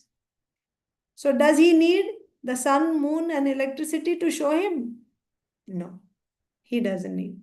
He is the cause of the light coming from the sun, moon, which illuminate the whole world. He is the source of that sun. Then how can we say that we need sunlight to see Bhagavan? We don't need. Sun is coming from him. So therefore, natad bhasayate suryo na shashanko na pavakaha. There is no need of sunlight, moonlight, fire or electricity to see that Bhagavan or that absolute truth. Absolute truth is Śrī Kṛṣṇa. Whether you say Brahman, Paramatma or Bhagavan, that depends on the worshipper. But the absolute truth is Śrī Kṛṣṇa. One who reaches that Param Tattvam in the form of either Brahman, Paramatma or Bhagavan, whoever reaches that Param Tattvam, he does not return to this samsara. He will not come back to this tree, samsara tree again. So here, this Shashvata Padam should be taken as Brahman because we are dealing with Jnana Yoga. So here, when it says Param Padam, we should take it as Brahman. The context is Jnanis, so we should take it as Brahman. So the Param Padam for Jnanis is Krishna in the form of Brahman. Okay? So once the sadhaka, Jnani, gets this Brahma Prapti, he will not return to this material world. So I completed explaining the commentary. I don't think we have time for the purport. Unless you want me to read, I can read it. Okay, if you can stay for 5 minutes, I'll just read the purport. We did the discussion already. So based in the light of that discussion, now you can just hear the purport. Purport by Srila Prabhupada. The spiritual world, the abode of the Supreme Personality of Godhead, Krishna, which is known as Krishna Loka, Goloka Vrindavan, Golok Vrindavan, is described here. So please remember, Srila Prabhupada explains all purports, whether it is Nishkam Karma Yoga, Bhakti Yoga or Jnana Yoga, he will explain them all in the light of Bhakti only. Okay? So in the purports, we will see Srila Prabhupada is explaining everything as Bhakti. So you see it from that angle now. The spiritual world, the abode of the Supreme Personality of Godhead, Krishna, which is known as Krishna Loka, Golok Vrindavan, is described here. In the spiritual sky, there is no need of sunshine, moonshine, fire, or electricity, because all the planets are self-luminous. We have only one planet in this universe, the sun, which is self-luminous. But all the planets in the spiritual sky are self-luminous. The shining effulgence of all those planets called Vaikunthas constitutes the shining sky known as the Brahma Jyoti. That means their light is coming from Brahma Jyoti. Actually, the effulgence is emanating from the planet of Krishna, Golok Vrindavan. Part of that shining effulgence is covered by the Mahat Tattva. Mahat Tattva is like a cloud, okay? Just like the sun, when there is a cloud, you're not able to see the sun. Like that, when there is Mahat Tattva, you're not able to see the effulgence of the absolute truth. Part of that shining effulgence is covered by the Mahat Tattva, the material world. Other than this, the major portion of that shining sky is full of spiritual planets which are called Vaikunthas, chief of which is Golok Vrindavan. As long as a living entity is in this dark material world, he is in conditional life. But as soon as he reaches the spiritual sky, by cutting through the false, perverted tree of this material world, he becomes liberated. Then there is no chance of his coming back here. In his conditional life, the living entity considers himself to be the lord of this material world. But in his liberated state, he enters into the spiritual kingdom and becomes an associate of the Supreme Lord. There he enjoys eternal bliss, eternal life, and full knowledge. One should be captivated by this information. He should desire to transfer himself to that eternal world and extricate himself from this false reflection of reality. For one who is too much attached to this material world, it is very difficult to cut that attachment. But if he takes to Krishna consciousness, there is a chance of gradually becoming detached. Yes. So here just one point. If you take to Krishna consciousness, you become gradually detached.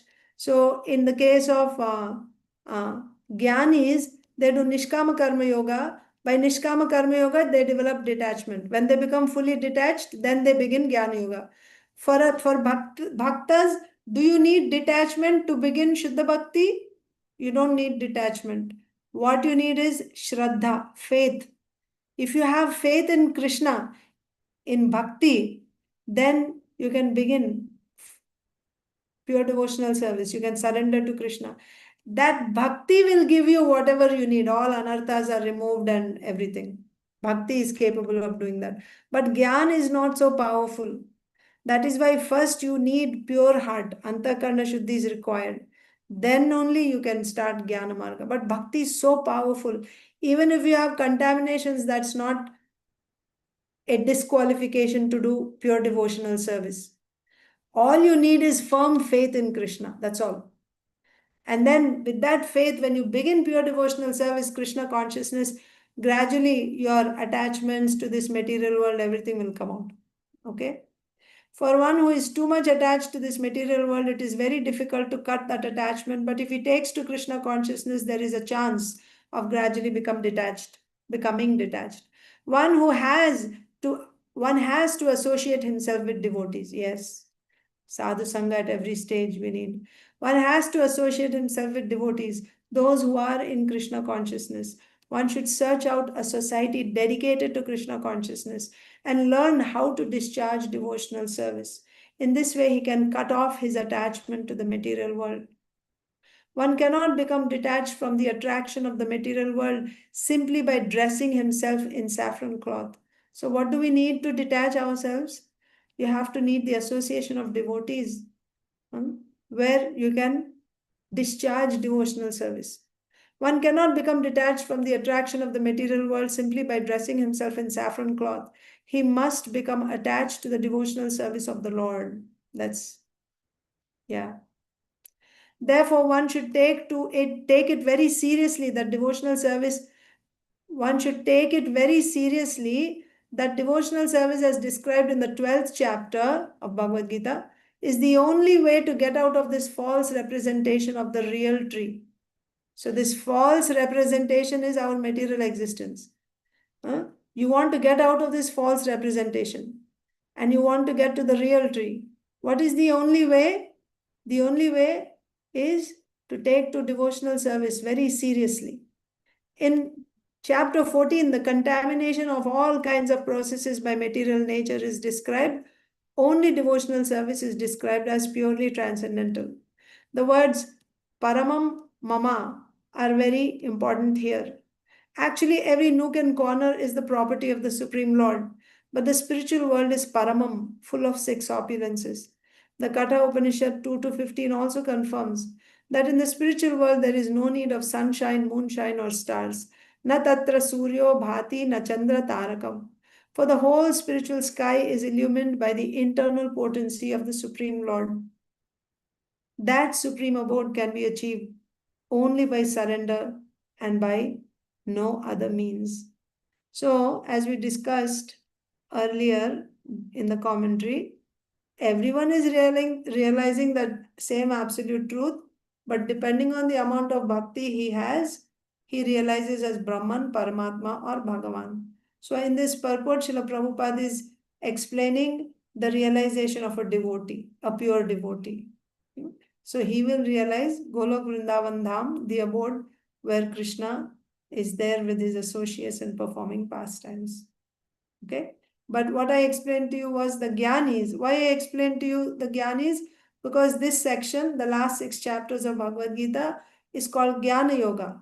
So this is actually describing the Jnana Marga. How am I saying this? I'm saying this based on the commentary of Srila Vishwanath Chakravarti Thakur. Then you may ask why Srila Prabhupada is explaining it in terms of bhakti, if it is Jnana Yoga, because he doesn't want us to get distracted by other things. He wants to give us the direct, because you see, our attention span is becoming shorter and shorter and shorter, isn't it? Now, people can't sit through 1.5 to 2 hour long classes. They want everything in short reels, in 30 seconds, 1 minute, you want everything. That means their attention span is very short.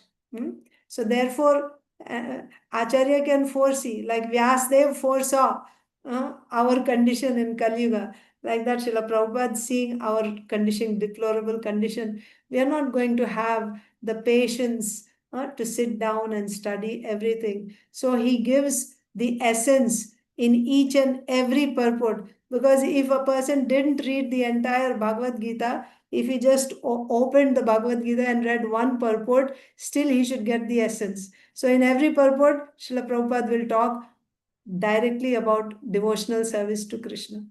But he himself says a serious student will do better to study the commentaries and the books given by previous acharyas, the sandarbhas, etc. So for a serious student who wants to dive deeper, so you can study the commentaries also to get the complete picture. Okay? I think we'll stop here. Thank you so much. ग्रंथराज Shrimad Bhagavatam की जय, श्रीमद् भगवद गीता की जय, श्रील प्रभुपाद की जय, समवेत गौर भक्त वृंद की जय। वाञ्छाकल्पतरुभ्यश्च कृपा सिन्धुभ्यैव च पतितानां पावनेभ्यो वैष्णवेभ्यो नमो नमः। अनंत कोटि वैष्णव भक्त वृंद की जय, श्रील प्रभुपाद की जय।